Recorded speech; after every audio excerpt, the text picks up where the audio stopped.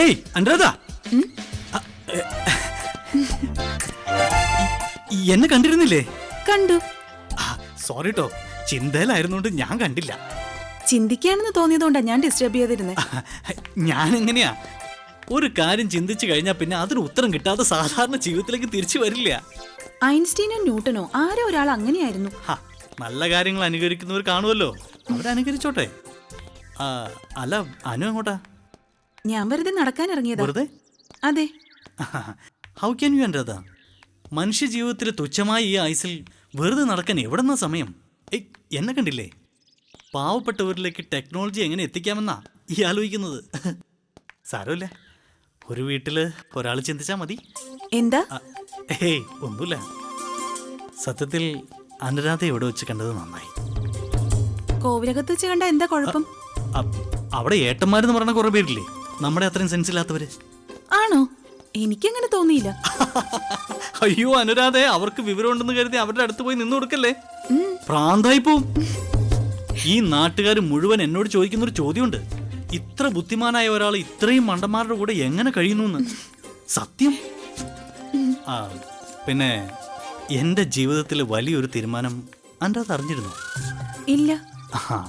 ആരും അറിഞ്ഞിട്ടില്ല. ആദ്യമായിട്ട് അനുരാധ തന്നെ അറിയാൻ പോകുന്നത്. ഞെട്ടരുത്. പറ. ഞാൻ വിവാഹം കഴിക്കാൻ തീരുമാനിച്ചു.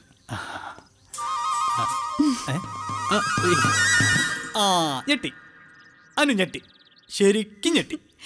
ഞാൻ എന്തിനാ ഞെട്ടുന്നേ? അത് കള്ളം. ഇത്രയും അറിവും കഴിവുള്ള ഒരാൾ അതൊരു ജീവിത പങ്കാളിക്ക് നൽകാതെ അവിവാഹിതനായി നടക്കുന്നത് കണ്ട് അനുരാധ വിഷമിച്ചിട്ടില്ലേ? സത്യം പറ. ഇല്ല. സത്യത്തിൽ സഹദേവേട്ടന്റെ വിവാഹ കാര്യം മറ്റുള്ളവരുടേത് കഴിഞ്ഞിട്ടെന്നല്ലേ ഞാൻ ചിന്തിക്കൂ. അവർ 4 പേരും കല്യാണം കഴിച്ചാൽ എന്താ, കഴിച്ചില്ലെന്താ? അതുപോലെയാണോ ഞാൻ?